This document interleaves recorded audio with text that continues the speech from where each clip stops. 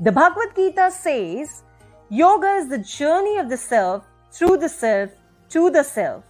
Today, we are fortunate to welcome Swami Suryananda Saraswati ji from Italy. He is the creator and founder of the World Yoga and Ayurvedic Community, president of World Movement for Yoga and Ayurveda of the European Yoga Federation and the C.Y. Surya International School of Yoga and Ayurveda, Vice President of the International Yoga Federation of New Delhi, and a founding member of the European Ayurveda Association. He has been practicing and teaching yoga for 52 years. He has held courses in Italy, India, Greece, France, Spain, Switzerland, and many other countries. The result of years of experience gained in close contact with Indian psychophysical reality, with luminaries of Ayurvedic medical sciences and Eastern monks, and is often present in major congress as a speaker. He authored many books dedicated to yoga and Ayurveda. Kofi Annan has rightly said, we may have different religions, different languages, different colored skins, but we all belong to one human race. So now let's welcome Swami Suryananda Saraswati ji.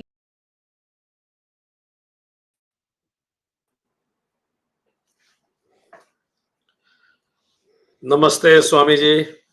Namaste. Namaste. Today, I welcome you in this grand celebration of International Week of Peace. Swamiji, this celebration would not have been possible at all without your blessings, your support, your guidance. Me as individual have always seen you as an elder brother and a guiding light. With European Yoga Federation, we feel so honored that we can conduct this program. From my bottom of heart, Swamiji, in presence of the whole world, with deepest of my heart, would like to thank you for always guiding us throughout this journey, Swamiji. I think if I would like to mention some person who will be the personification of peace in whole this event, I will certainly would like to take your name in that. Anybody who knows you gets filled with peace and love, which you bestow everybody unconditional. Thank you very much, Swamiji, for being here with us today. And thank you for the honor that with European Yoga Federation, we could conduct this event. Dr. Vikram, thank you for these kind words. Good morning to everyone. First of all, please let me say that I feel honored to be able to express my thoughts at such an important event.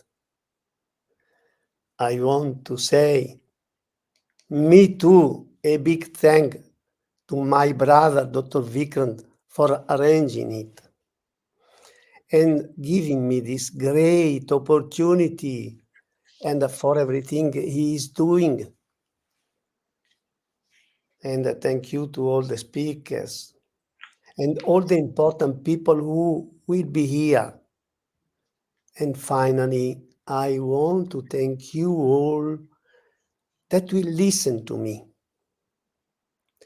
Today, the title of my talk is this: Yoga as a path to spiritual enlightenment, bridging body, mind, and soul. Due to natural human limits, we are always led to consider certain aspects of the Constitution, such as the body, mind, and soul, as separate. Personally, I consider all these principles strictly joined or joinable in this type of practical experience that is our life. And this, among other things, is the main goal of yoga, as the word itself states.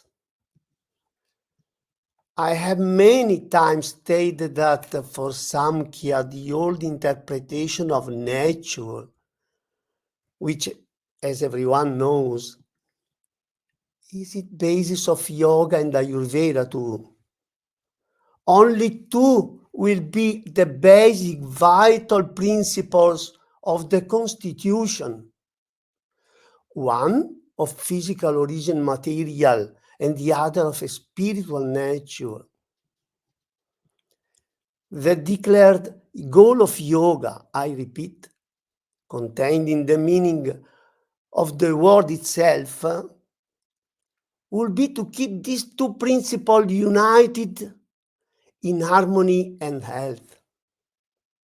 From the healthy union of these two principles, called Purusha and Prakriti in the Samkhya, a life with meaning and quality would arise.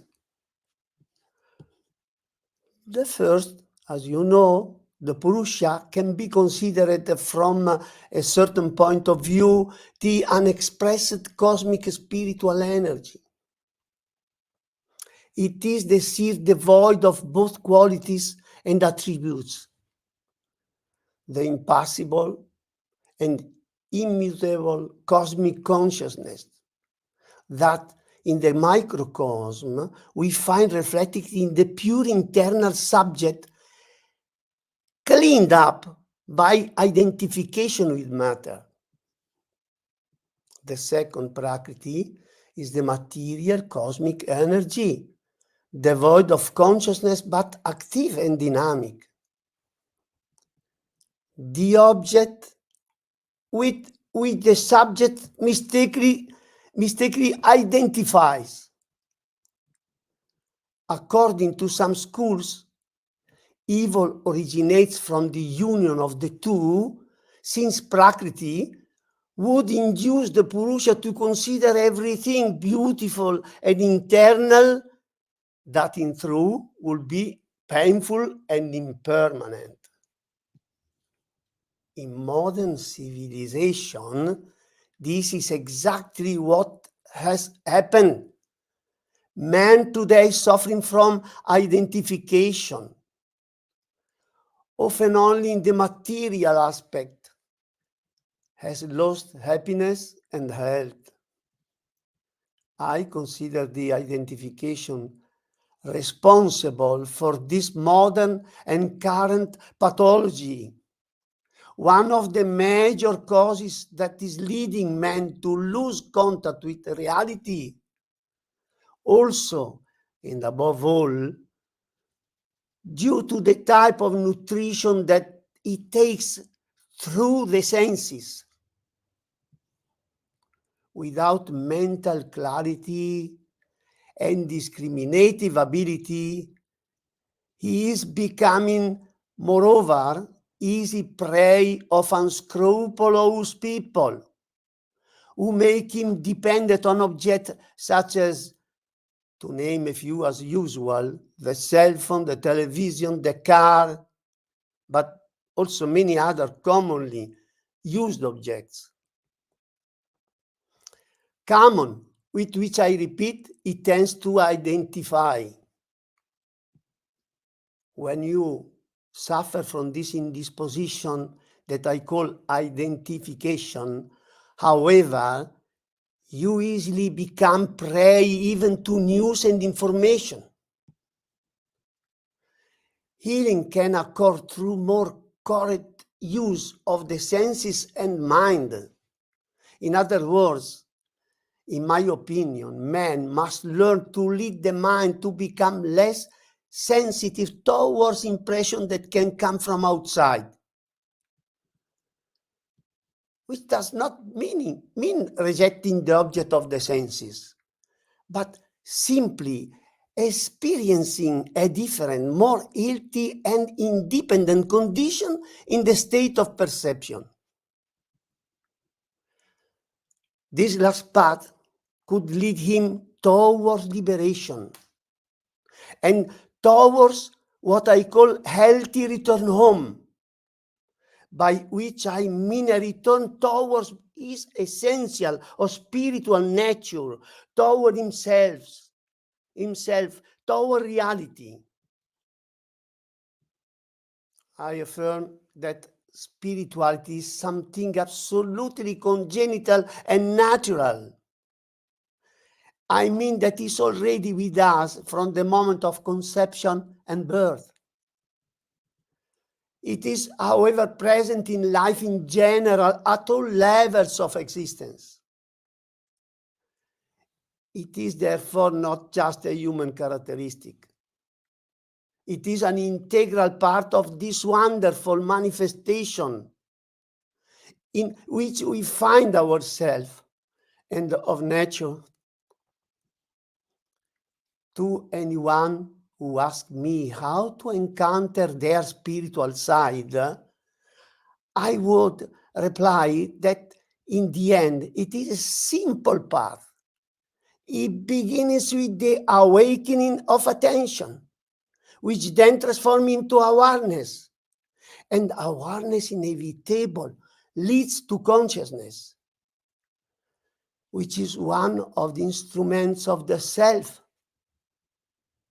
The self, a drop of the universal spiritual ocean, is the most real and stable aspect of the constitution, Sat, which gives the living person consciousness, Chit, and is also made up of bliss, Ananda. Yoga is a science which, through the awakening of awareness, can lead those who practice it to rejoin their self, their spiritual nature, from which they can be enlightened. Thank you very much indeed. Namaste to all. Thank you. Thank you very much, respected Swamiji. And you mentioned about the importance of having mental clarity and discriminative ability to discriminate between what is lower and what is higher. You rightly mentioned that man must train his mind to be independent of this material drama. I absolutely loved when you said healthy return to home. Also, you concluded as yoga as a strong path towards our true identity as Sat, eternal, Chit, consciousness, Ananda, bliss. Being with you, listening to you, literally provide us in a state of Satchitananda. May I request you to stay back office in the back studio only, so that you and me together can welcome our beloved Sukhdev ji for the speech. So just after the introduction of Sukhdev ji, let's welcome him. Thank you. Thank you to you. I humbly thanks Swami Suryananda ji for teaching us and giving us useful tips. Thank you very much, Swami ji.